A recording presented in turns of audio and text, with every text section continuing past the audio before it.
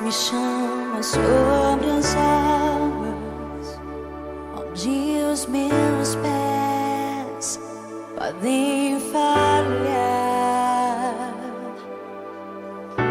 e ali te encontro no mistério, em meio ao mar, confiarei.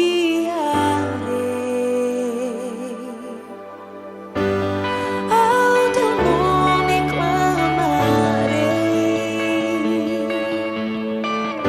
e além das ondas olharei. Se o mar crescer, somente em ti descansarei, pois eu sou teu.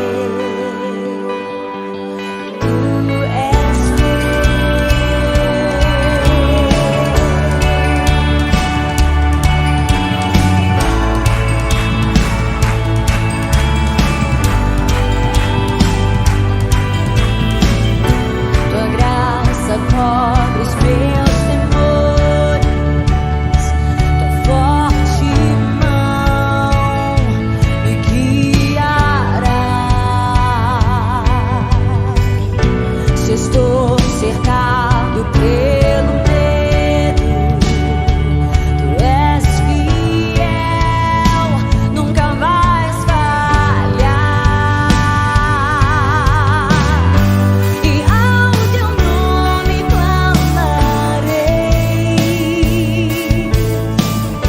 e além das ondas olharei. Se o mar crescer, somente em ti descansarei, pois eu sou teu e tu és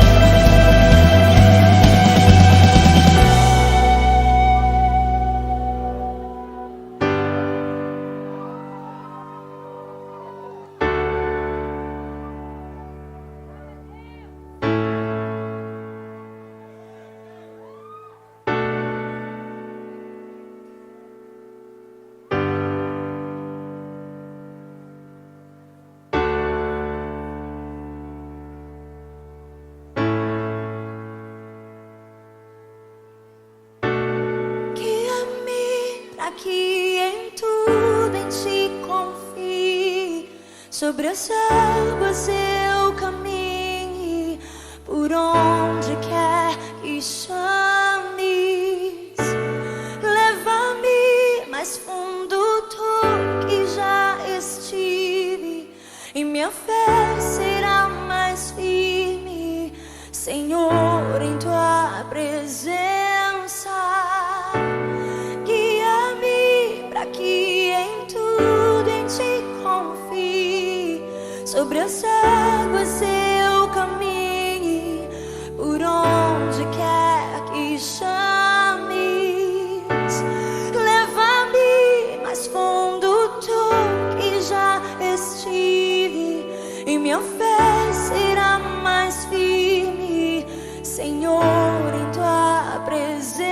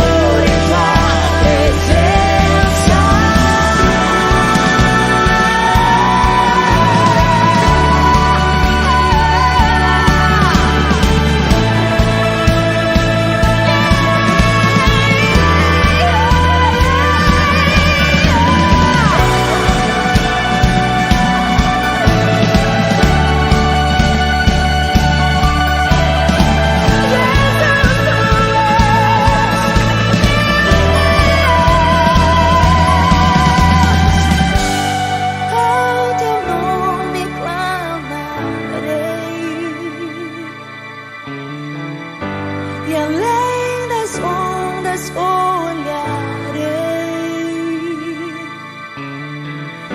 Somente em ti descansarei.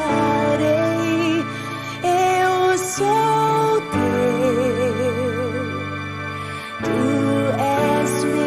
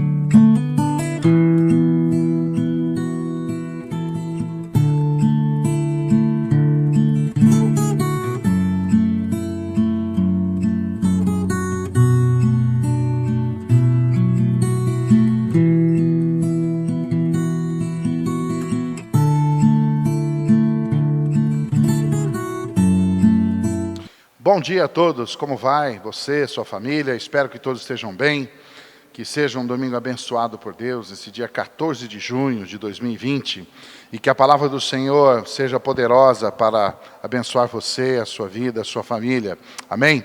Eu quero, nessa manhã, convidar você para meditar comigo num texto da palavra do Senhor, que está no livro de Atos, Atos capítulo 1, e nós vamos ler apenas 3 versículos. Atos capítulo 1, versos 12 até o 14. Atos capítulo 1, verso 12 a 14. E assim nós lemos a palavra do Senhor. Então voltaram para Jerusalém, do monte chamado das Oliveiras, o qual está perto de Jerusalém, à distância do caminho de um sábado. E entrando, subiram ao cenáculo, onde habitavam Pedro e Tiago, João e André, Filipe e Tomé, Bartolomeu e Mateus, Tiago, filho de Alfeu, Simão o Zelote e Judas, irmão de Tiago. Todos esses perseveravam unanimemente em oração e súplicas com as mulheres e Maria, mãe de Jesus, e com seus irmãos. Amém? Muito bem, esse texto maravilhoso da palavra do Senhor faz parte do nosso contexto. Mas antes de iniciar o nosso comentário, eu quero convidar você no seu lugar para orarmos juntos. Vamos falar com o Senhor. Obrigado, Senhor, por esse tempo, nessa manhã, nesse domingo. Que a Tua bênção esteja sobre o Teu povo, sobre todos nós. E que a Tua palavra, ó Deus poderosa, possa nos instruir, nos ajudar, nos abençoar. E sejamos abençoados por Ti. Ó Deus, que o Teu Santo Espírito vá à frente dessas palavras e realmente traga o consolo, o conforto, a direção do Senhor para as nossas vidas. Assim nós oramos pelo Teu povo aqui, próximo de nós, aqueles que estão longe de nós, mas o Senhor conhece cada um, cada coração, e rogamos por cada um deles. Pedimos e agradecemos em nome de nosso Senhor Jesus. Amém. Muito bem, nessa manhã nós estamos aqui reunidos na igreja, na casa do Senhor, né, na Igreja Batista Independente, Eu sou o pastor Antônio Pupim, São Bernardo do Campo, no bairro do Rude Ramos, Jardim Hollywood. E a nossa igreja, enquanto permanece com as portas fechadas para os cultos presenciais, prevê-se aí logo talvez uma reabertura gradual, e nós vamos conversando sobre isso. A nossa esperança é podermos voltar a ter os nossos cultos com a sua presença aqui. E aí, desde já, a gente até convida, quando voltarem os cultos, aqueles que têm assistido, que nem conheciam a nossa igreja, ou conheciam, mas nunca tinham vindo, será muito bem-vindo quando os nossos cultos voltarem, tá bom? Enquanto isso, nós vamos aqui nos reinventando, né, como igreja, com os nossos cultos pela internet. E nessa manhã, nessa nossa escola bíblica dominical, que o Senhor Deus possa abençoar a sua vida. O tema de nossa EBD tem sido um só: Cristo em casa. Desculpa a minha garganta. Esse título, esse tema, Cristo em casa, tem sido a nossa proposta de desafio, que vem anterior ao período da pandemia. E temos falado sobre a importância de conhecermos Jesus em nossos lares, em nossas casas. E aí, iniciando lá em Apocalipse 3:20, vimos que o Senhor está à porta e bate, né? Esperando que Ele seja ouvido e convidado para entrar em nossas casas. E a partir desse versículo, nós começamos a fazer um estudo de sequência em que falamos sobre 12 casas que Jesus participou e entrou enquanto esteve aqui nesse mundo vivo. E durante o seu ministério, essas 12 casas. Entre elas, além dessas 12, no meio, intercalei com o momento em que Cristo estava presente lá no Antigo Testamento, quando da celebração da Páscoa, através da sua representação pelo Cordeiro. Muito bem, e esses 13 ambientes, né, assim por dizer, que foram destinados nos últimos domingos, né, o último deles foi o momento em que Jesus se apresenta aos discípulos, logo depois da ressurreição, e ali Ele deseja paz, e ali Ele instrui, e assim por diante, que foi objeto da nossa escola dominical domingo passado. Muito bem, nesse domingo de hoje, nós começaremos a falar sobre o período depois do ministério de Cristo, ou seja, depois do seu tempo aqui nesse mundo, mas, o projeto e essa linha de trabalho do Senhor Jesus visto nas casas continuava, ainda que a presença física dele não estivesse ali. E esse é um dos casos. O primeiro caso em que a Bíblia registra da presença do Senhor Jesus numa casa depois de ter subido aos céus. O contexto é em Atos capítulo 1. Nesse capítulo ele inicia falando com Jesus reunindo os seus discípulos no Monte das Oliveiras, cerca de 1 quilômetro distante de Jerusalém. E ele então leva os discípulos ali, os leva para a sua despedida. E ali conversando com eles, falou sobre os seus projetos futuros. Eles queriam saber sobre tudo, inclusive sobre Israel, se voltaria, e Jesus falou: não pertence a vocês a saber sobre o futuro. E aí deu as instruções, e ali diante dos olhos dos discípulos, Jesus ascendeu aos céus, a sua ascensão aos céus, e então foi e assentou-se à destra do Pai. Este momento foi um momento, imagino eu, um pouco triste para os discípulos, né? Afinal de contas, estar ali fisicamente com Jesus, quem é que não gostaria, né? Eu também posso confessar que eu ficaria triste se estivesse no lugar deles e vendo Jesus partir e ficar aqui nesse mundo, né? Como Paulo fala, melhor é estar com Cristo, né? Mas se estamos aqui, vamos continuar nossas tarefas. E ali os discípulos estavam diante desse dilema, né? Jesus subindo aos céus, puxa, né? Tchau Jesus, né? E eles dizendo, um dia vai voltar. Os anjos ali cercaram e orientaram a respeito disso. Mas lá estavam os discípulos olhando e Jesus subindo aos céus. E imagino que alguns aí meio afoitos, como Pedro, talvez deve ter pensado assim, leva eu, né? Leva eu. A gente assim brinca também em nossos dias, né? Senhor, eu estou aqui, né? Com as mãozinhas levantadas, venho buscar. Diante de tantas dificuldades que a gente vive, o nosso desejo é que possamos ir e habitar para sempre com o Senhor. Mas aí estava, esse era o contexto de Atos 1, Jesus subindo na frente dos olhos deles, e aí aquela despedida, né? Já viu quando você vai despedir de alguém que você ama? Na rodoviária, no aeroporto, né? E aí você vai falar, tchau, tchau, e aí você abraça, dá 10 beijos e volta de novo e chora. Então, é mais ou menos isso que os discípulos passaram, aquele momento meio difícil de despedirem-se de Jesus, e aí voltarem para casa. Dizem uma história que, para quem vai, é novidade, para quem fica, fica só a saudade, né? E eu imagino que os discípulos, evidentemente para Jesus não era novidade os céus, apenas um trocadilho, mas os discípulos ali estavam agora vivendo aquele momento de saudades do mestre que partira. E aí diz o texto que logo depois desses eventos, a subida de Jesus aos céus, e os anjos dizendo que ele voltaria como tinha ido, aí diz o verso 12, então, que eles retornam para Jerusalém, diz lá o texto, e eles então voltam para Jerusalém do Monte das Oliveiras, e aí eles retornam para a sua casa caminho de um sábado. Quando fala caminho de um sábado, é porque na lei judaica, durante o dia de sábado, que era um dia a ser guardado pela tradição e as leis cerimoniais judaicas, eles tinham um limite para caminhar naquele dia. E aí, o limite aqui estava prescrito por volta de 800 metros, menos de 1 quilômetro, a distância entre o Monte das Oliveiras e Jerusalém, de onde eles estavam. Diz o texto, portanto, que eles voltariam ali para aquele lugar, e voltariam para aquele lugar onde eles estavam. Curiosamente, o texto mostra que eles voltaram para o cenáculo. O cenáculo, eu já até falei sobre isso nas outras aulas da IBD, o cenáculo era aquele mesmo lugar que Jesus havia reunido os discípulos para a celebração da Páscoa, quando Jesus mandou os discípulos irem procurar um lugar e aí encontrar o cenáculo preparado para ali celebrar a ceia. E é também nesse mesmo lugar que Jesus encontrou os discípulos depois da ressurreição por 2 vezes. E diz o texto aqui, nos versos 13, por exemplo, no verso 13 e entrando subiram ao cenáculo onde habitavam, e aí dizendo que eles habitavam ali. Curiosamente, como eu disse no comentário algumas semanas atrás, quando falei sobre esse cenáculo, o subiram ao cenáculo, isso porque era num piso superior de uma casa. Era como se fosse, né, o sótão de uma casa, ou um salão de festa que algumas pessoas fazem no andar de cima de uma casa. E lá estavam os discípulos, aí todos eles, os 11, eles passaram a morar ali, né, naquele lugar. Portanto, ali era a casa daqueles homens, daqueles discípulos. Passaram a morar do lado de cima dessa casa. Possivelmente essa casa fosse de propriedade de João Marcos ou de sua mãe, baseado em outro texto, se não me engano, Marcos 12, 2, ou alguma coisa assim, falando sobre onde era que ali, aquele lugar se tornaria um lugar de oração mais tarde. Mas o fato é que lá estavam os discípulos morando ali, fazendo ali a sua casa. E ali, portanto, era para lá que eles voltaram.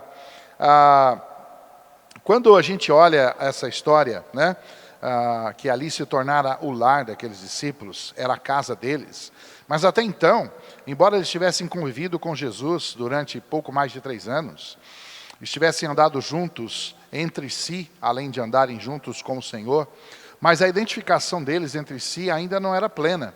Afinal de contas, para você formar uma família, demora um pouquinho, né? Não no sentido da formação legal ou de estar definido como família, mas essa formação de pessoas que se juntam e formam uma família é um processo demorado. Ou seja, é como a igreja. A igreja, para se tornar um link de família, demora um tempinho. A gente tem que comer, como se diz, um saco de feijão junto com alguém para fazer dele ou dela a nossa, por exemplo, esposo e filhos, né?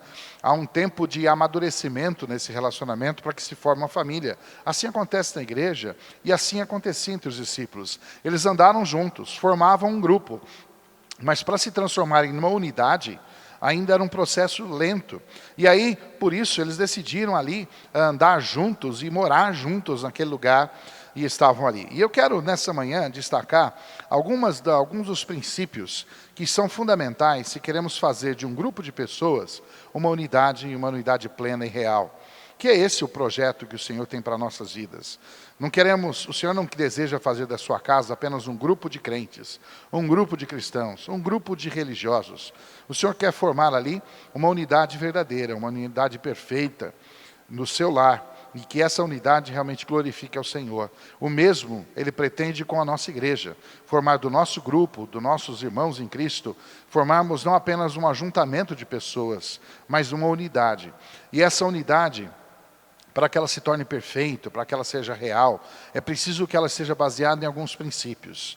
E nessa manhã eu quero destacar 3 aspectos dessa unidade que precisam estar presentes na sua casa, no seu lar, se queremos glorificar ao Senhor, e o mesmo deve ser projetado em nossa igreja, em nosso ajuntamento de pessoas. A primeira unidade que havia entre eles, o primeiro aspecto de unidade, era a unidade na obediência. Esses discípulos, portanto, se reuniram, formando de um grupo em uma unidade, mas o primeiro aspecto que dava a eles o tom de uma família, um projeto que se tornaria uma igreja do Senhor, é quando eles começaram a ter uma unidade de obediência. Essa obediência ficou muito clara quando eles seguiram Jesus durante o seu ministério. Eles foram fiéis seguidores do Senhor Jesus. E aí então, depois do projeto, o Senhor falou que ia falar com eles, reuniu-os ali naquele cenáculo logo depois da ressurreição. E agora, Jesus subia aos céus. E alguns podiam dizer assim, então tá, né? Então tá, Pedro, tá, tchau, Tiago, vou cuidar da minha vida. E talvez cada um podia esperar as coisas acontecerem na sua casa. Pensar, bom, vamos lá ficar em casa, voltar para os nossos afazeres, vamos voltar a pescar, e depois a gente resolve. Mas o Senhor Jesus tinha dito para eles, né? Ali no mesmo capítulo 1 de Atos, ele disse, vocês devem permanecer em Jerusalém. Nos versículos 6, 7 e 8, quando fala sobre a vinda do Espírito Santo, ele dizia assim, verso 6, foi a pergunta deles, mas o verso 7, quando Jesus diz assim, não vos pertence saber, né, respondendo à pergunta deles, o verso 8, né, mas recebereis o poder do Espírito Santo que há de vir sobre vós, e semeis testemunhas, tanto em Jerusalém. Mas aí, eu quero, verso 4, desculpa, é o verso que eu quero mencionar, o verso 4, eu que falei o verso errado, diz assim, estando com eles, determinou-lhes que não se ausentasse de Jerusalém, mas que esperassem a promessa do Pai, que disse ele, de mim ouvistes. Veja, havia uma ordem, e essa ordem era muito clara do Senhor, quando ele disse para eles, permaneçam em Jerusalém e aguardem. Portanto, quando eles voltaram daquele momento do Senhor Jesus e foram para o cenáculo e permaneceram juntos, o que queria mostrar que eles eram de fato unidos, era esse fator de obediência. Afinal de contas, quando nós olhamos a palavra do Senhor, e quando nós aprendemos a palavra do Senhor e entendemos mais do Senhor, nós começamos a perceber que não há como ser obediente em parte. Não tem como obedecer um pouquinho e desobedecer no resto. Não dá para ser assim. O cristianismo não suporta esse tipo de situação. O cristianismo de verdade, se queremos glorificar o Senhor, essa obediência que nos torna um só povo, exige que a obediência seja plena, seja integral. E isto é o que diz a palavra do Senhor. Eu sei que em alguns casos, alguns pensam assim, não, mas a gente não pode ser tão exagerado, o mundo mudou, as coisas mudaram. E algumas pessoas querem achar um jeitinho para desobedecer a palavra, encontrando uma justificativa para os fatos, como se os fatos da modernidade nos autorizassem a desobedecer ao Senhor. Quando perguntado por alguém, em geral, em algumas situações, mas pastor, o que a Bíblia fala sobre isso? E a gente fala, olha, a Bíblia fala assim, assim, assim. Aí alguns dizem, puxa, mas parece tão difícil. Não, mas não é a minha palavra. Não é a palavra da igreja, é a palavra de Deus. E quando ela determina, e aquilo só tem uma opção. Deus não nos deu opções para obedecer em parte. E esses discípulos não tinham uma parte de obediência para cumprir. Para que eles se tornassem era preciso que a obediência fosse plena, fosse completa. E isto faria daquele grupo mais do que apenas um ajuntamento de pessoas, mas sim parte do projeto de Deus. O que eu quero dizer nessa manhã é que aí na sua casa, se você quer ter a bênção do Senhor, quer que Cristo possa estar abençoando a sua casa, esteja aí presente, é preciso que você e sua família decidam se vão de fato ser obedientes ao Senhor plenamente, integralmente, ou apenas parcial. O mesmo deve se refletir na sua relação com a igreja. A igreja do Senhor é o ajuntamento das nossas famílias, das pessoas que fazem parte, no mesmo projeto, de unidade em obediência. E quando aqui estamos reunidos, formamos mais do que um ajuntamento. Não é apenas um grupo de pessoas, mas formamos um grupo de pessoas que se unem para serem obedientes ao Senhor. E este era um dos retratos que o Senhor queria estabelecer naquela casa, naquele dia. Mais do que um ajuntamento de pessoas, mas uma unidade em obediência. E ali deveriam permanecer em Jerusalém, deveriam estar ali juntos, e deveriam aguardar até que surgisse a nova ordem do Senhor. Portanto, unidade e obediência. Nós vamos aguardar aquilo que o Senhor tem colocado em nossas vidas. Primeiro, portanto, aspecto que demonstra que estamos seguindo a orientação do Senhor, que somos, de fato, parte do seu povo, que somos uma família, é quando nos unimos na obediência. Segundo aspecto que fica claro nesse contexto, que esses discípulos demonstraram nesse dia, naqueles dias, e estavam ali unidos, é que eles também tinham uma unidade de propósito. Unidade de propósito. Não apenas unidade de obediência na obediência, mas unidade de propósito. Jesus havia determinado que eles permanecessem em Jerusalém, e diz o texto, que eles deveriam ficar ali, como diz no capítulo 1, verso 4, e também no verso 8, eles deveriam ali estar dizendo que por causa esperassem a promessa do Pai. Ou seja, era ali, naquele espaço, que aconteceria o projeto do Senhor, ali em Jerusalém. E aí o verso 8, dizendo o que seria, que receberiam o poder do Espírito Santo, que havia de vir sobre eles, para que eles fossem testemunhas. Observe bem, portanto, que o plano do Senhor, para que eles fossem obedientes, que levaria ao primeiro estágio desse projeto do Senhor, na obediência, levaria ao segundo aspecto, que uma vez obedientes, estariam cumprindo o propósito do Senhor nas suas vidas. E o propósito do Senhor era muito claro. Eles deveriam permanecer ali, naquele lugar, porque ali, naquele lugar, como diz o texto, poucos dias depois, aconteceria a descida do Espírito Santo, e o Espírito Santo viria e estaria com eles para sempre, permanecendo entre os seus discípulos por toda a história, e nesses 2000 anos, aproximadamente, é o que vem acontecendo. Jesus enviou o seu Espírito Santo para que estivesse conosco.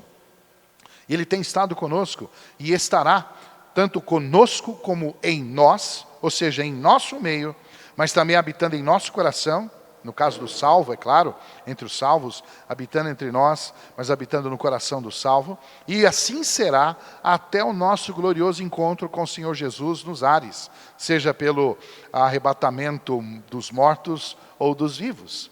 A gente sempre fala que o melhor arrebatamento é aquele que acontecerá se a gente estiver vivo, Eu, na verdade, gostaria muito de ir para o céu vivo, sem passar pela morte. Mas quem sou eu para dizer alguma coisa? Mas é tão clara, tão evidente que Jesus está às portas, que eu espero que a nossa geração seja privilegiada com subirmos aos céus sem passarmos pela morte física, apenas com a transformação do corruptível em incorruptível, como Paulo fala em 1 Coríntios capítulo 15. Mas aqui estava o propósito. O propósito do Senhor é que eles esperassem ali até que viesse o Espírito Santo, que ficaria para sempre com eles. E com este Espírito, e com a presença do Espírito, e com a habitação do Espírito, no momento ali em Pentecostes, em Atos 2, que seria poucos dias depois, Pedro se levantaria, pregaria a palavra, os outros discípulos seriam os tradutores do sermão de Pedro àqueles que estavam ali à sua volta, de outras línguas e de outros povos, e ali eles estariam ali naquele lugar, e ali a palavra do Senhor seria transmitida e muitos seriam salvos. Tudo aconteceria ali, mas para que este evento que estava pela frente pudesse acontecer, era preciso que os discípulos primeiro fossem obedientes, e cumprissem ali o seu propósito, de estar ali aguardando.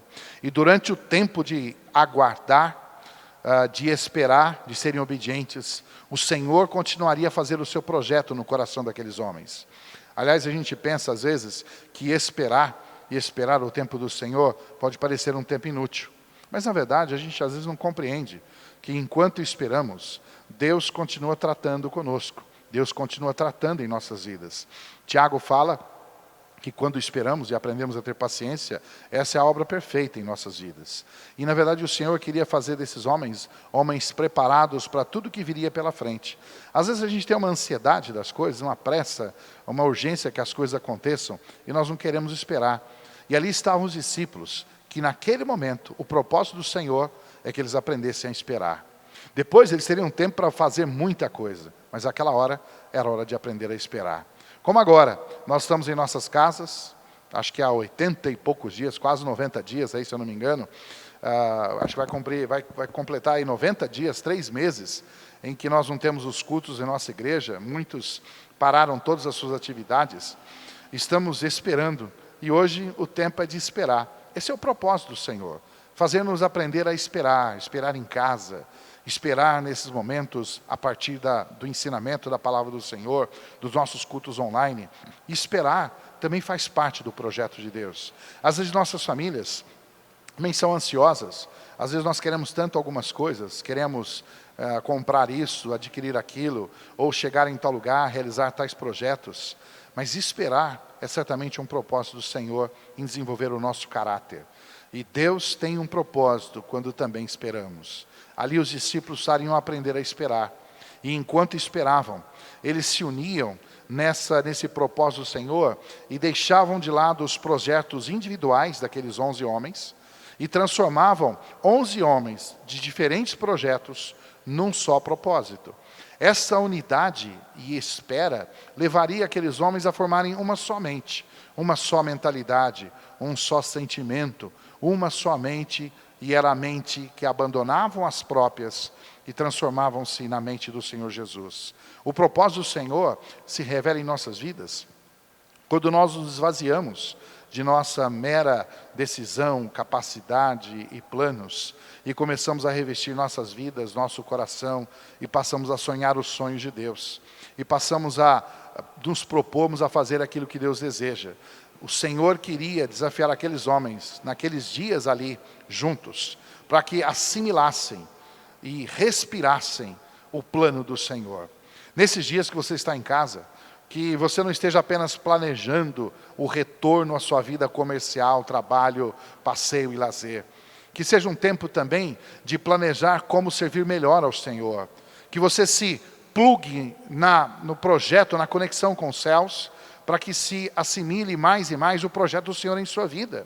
E quando retornarmos aos nossos dias de culto e de igreja, você venha com toda a disposição. Puxa, eu pensei em fazer tal coisa. Pastor, olha, eu estava pensando em fazer tal coisa na igreja. Estou aqui à disposição. Conte comigo. Eu pensei sobre meus dons. Irmãos, é hora de rever os nossos planos. É hora de rever o nosso propósito. Afinal de contas, você está aqui para quê?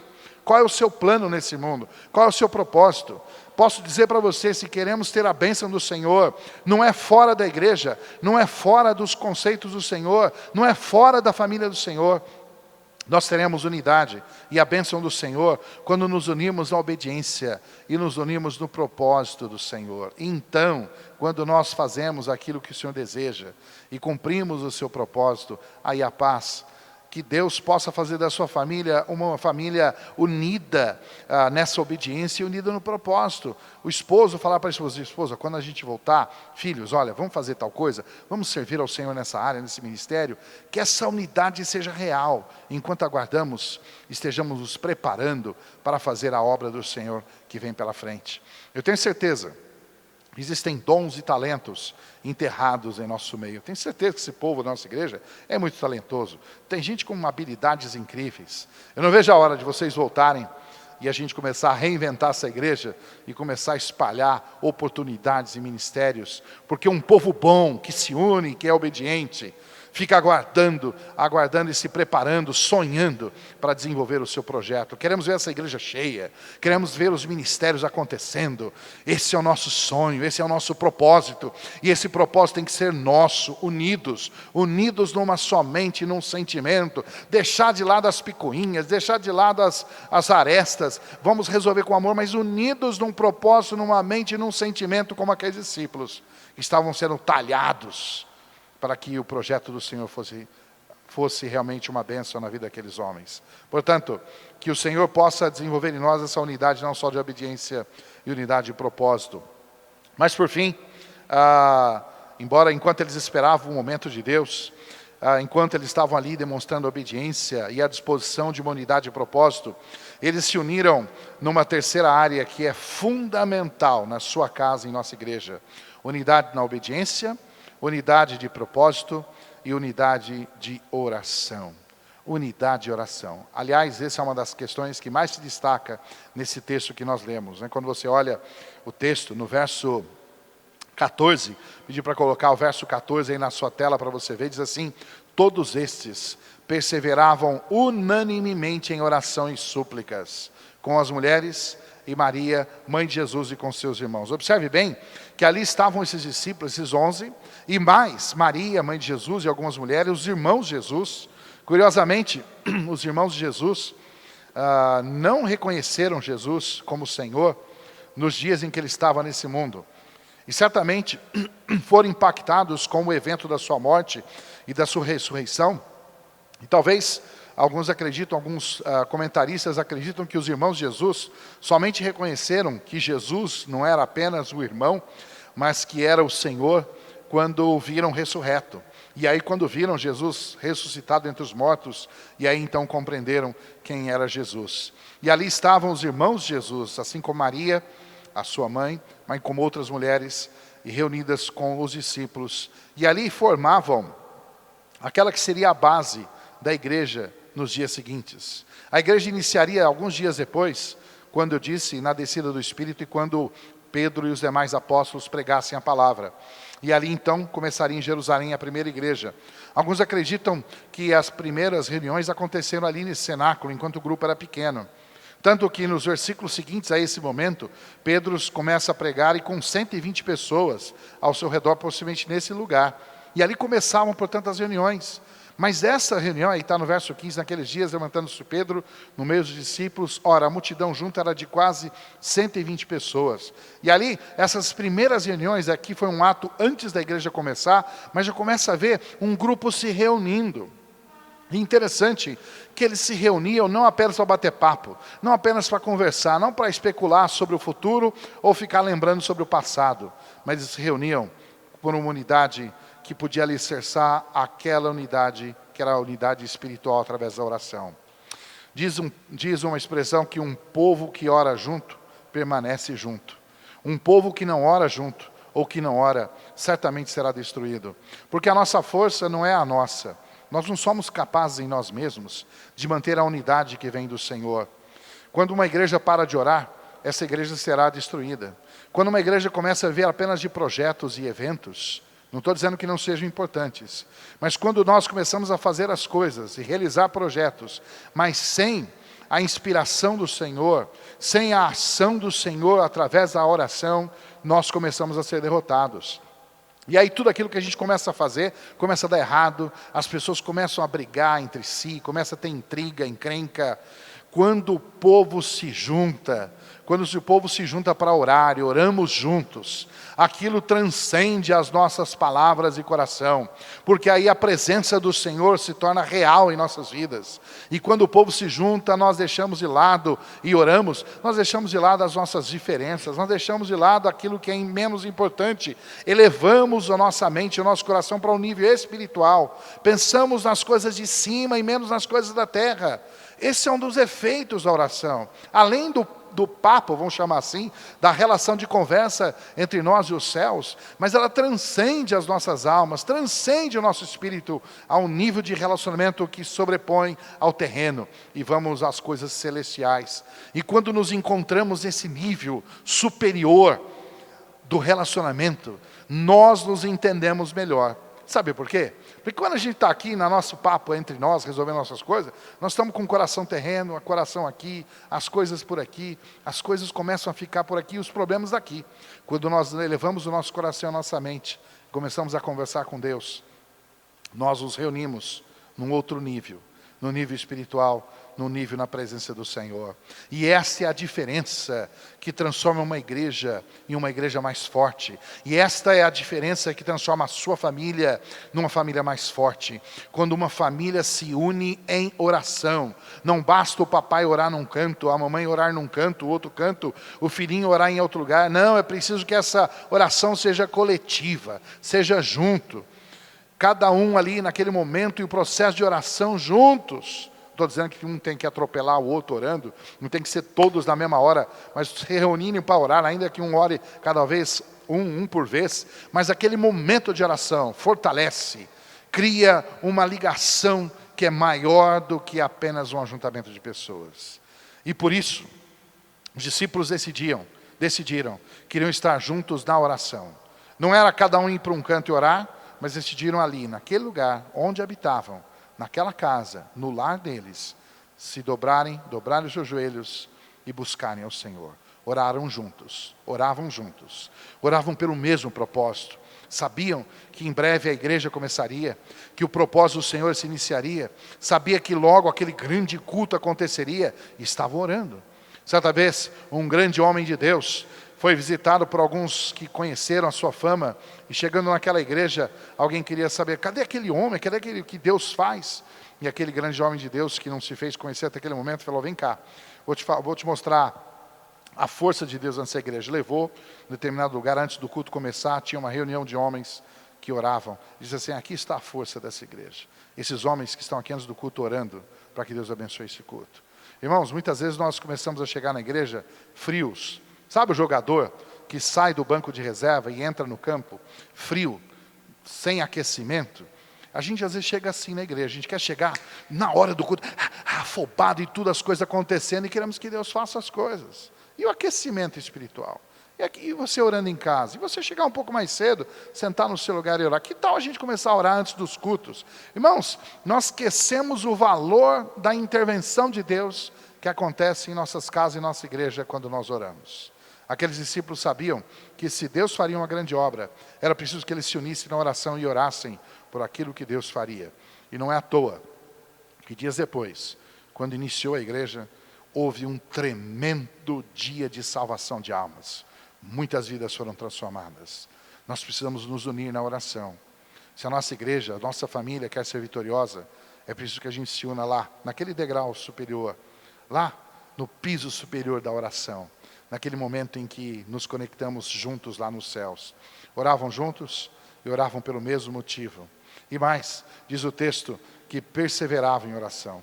Significa que eles não desistiram na primeira oportunidade, não desistiram nas primeiras circunstâncias, mas continuaram orando, persistiram, insistiram. Como diz Paulo, orai sem cessar. Irmãos, nós não podemos parar de orar. A oração é uma necessidade nossa. Se queremos nos unir, às vezes o marido e a esposa estão brigando porque talvez não estão orando junto. Começa a orar junto. E talvez muita encrenquinha vai acabar. Assim como entre os irmãos, comece a orar juntos. Vamos orar, chega aqui na igreja, quando voltar ao normal, ou na sua casa, orem. Vamos começar a orar juntos. A oração em unidade promove uma união que vai além das relações humanas. Unidade em oração. E essa oração envolvia todas aquelas pessoas que estavam ali. E aí, de um grupo de 11 homens, outros e 120, e aquela unidade se formaria a base da igreja que o Senhor estabeleceria. Ali era um lar, era uma família, que se tornaria uma igreja. É curioso esse projeto, e aliás não é à toa o nosso propósito em falar sobre Cristo em casa. A gente vê que a igreja começaria num ambiente em que o conceito família estava muito evidente, em que as relações estavam claras. E lá estava um grupo de homens que se reunia e unia na obediência, unia num propósito e havia unidade da oração. E assim Deus transformaria esses homens e essa unidade na maior unidade da história do mundo, a igreja do Senhor Jesus. É dali que nasceria a igreja e dali que o cristianismo seria conhecido em toda a face do mundo. Que Deus faça da sua casa, do seu lar, uma unidade real, assim como em nossa igreja. Que o Senhor transforme as nossas vidas em partes dessa unidade, partes dessa engrenagem que forma a unidade que é o projeto do Senhor. Sejamos obedientes ao Senhor, sejamos unidos no seu propósito e que a nossa unidade seja também no nível da oração. Amém? Que Deus abençoe. Vamos terminar com uma oração e terminamos aqui o nosso tempo. Senhor, nosso Deus, obrigado pela Tua palavra, obrigado pelo desafio que recebemos do Senhor, que aquilo que aconteceu ali com os discípulos, formando uma unidade, era um projeto do Senhor. O Senhor determinou-lhes que fossem ali e se reunissem. E eles foram obedientes, e eles se uniram, formaram uma só mente, num só propósito, e se mantiveram orando, conectados com os céus. Ó Deus, que possamos aprender desses homens, apesar de serem falhos como todos nós, mas foram tremendamente abençoados e abençoadores, sendo usados pelo Senhor. Assim o faça, ó Deus, em nossas famílias, assim o faça o Senhor em nossa igreja, faça e consolide essa unidade em nosso meio, e sejamos fortalecidos do Senhor. Pedimos a Tua bênção sobre o Teu povo, sobre cada um de nós. Pedimos e agradecemos por tudo. No nome de nosso Senhor Jesus Cristo. Amém. Queremos encerrar a nossa EBD, nossa escola dominical, lembrando alguns avisos que falaremos agora. E aí nós temos o nosso desafio aí, lembrando os contatos da nossa igreja. Você tem aí ibisbc.com.br, nosso site. Tem então o canal do Facebook, @ibisbcsp, e o do YouTube, que é o nosso canal que a gente tem mais utilizado. IBI Espaço SBC. Você também tem a linha de transmissão, a lista de transmissão pelo WhatsApp, 11 2758 5005. É a nossa igreja, hoje no dia 14 de junho de 2020, nesse dia que o Senhor possa estar abençoando você. Muito bem, lembre-se dos nossos cultos, o culto online está aí. Nossa quarta-feira também você pode participar do bate-papo, bem como pode ver os vídeos que são informados na igreja, que acontecem em nossos bastidores. Você tem aí também a próxima quarta-feira o bate-papo, o culto da noite, enfim, você pode encontrar os vídeos que no nosso canal, você tem lá o IBI SBC, mas também você tem o IBI Kids. São os canais de vídeo que você pode encontrar no YouTube, a nossa igreja, e ser abençoada também por isso, amém? Nossos cultos regulares hoje à noite, 19 horas, nosso culto de adoração, não perca, seja online, manda lá o seu vídeo, manda a informação, participe no chat e seja uma bênção participando conosco no culto da noite às 19 horas, tá bom? E quarta-feira o bate-papo com os pastores, cada semana uma forma, né? Próxima quarta estaremos aqui, o pastor Tomé e eu, se Deus quiser. Estaremos juntos aí, o parceirão juntos, né, pastor Tomé? Estaremos juntos, se Deus quiser, fazendo esse bate-papo com você. Mande mensagem, perguntas e participe. Não deixe de contribuir com a nossa igreja, dízimos, ofertas missionárias, detalhes da nossa conta bancária no Bradesco, agência 2298 e a conta 19346, dígito 1. Mande por transferência, passa no banco, deposite e participe. E aí, o conteúdo Kids. Daqui a pouquinho, liberado às 10h45, o conteúdo para as crianças, material. E participe, mande informações para o Conselho Infantil, para que a gente possa ser abençoado também, tá bom? São esses avisos. Desejamos a todos um bom dia de almoço, família, quem estiver com você. Se estiver sozinho, confie no Senhor. E se Deus quiser, até a noite estaremos aqui para estarmos juntos nesse tempo da igreja no culto do Senhor. Vamos orar? Obrigado a Deus por esse tempo juntos, que o Senhor nos abençoe, e abençoe o teu povo onde estiver reunido agora, e que a bênção do Senhor esteja sobre todos nós. Pedimos e agradecemos por tudo, no nome de nosso Senhor Jesus Cristo. Amém. A graça do Senhor Jesus, o amor de Deus, a comunhão e as consolações do Espírito Santo estejam sobre todos nós agora e para todos sempre. Amém. Que Deus abençoe, tenham todos um bom dia, e se pudermos até a noite, se Deus quiser. Tchau, fique com Deus.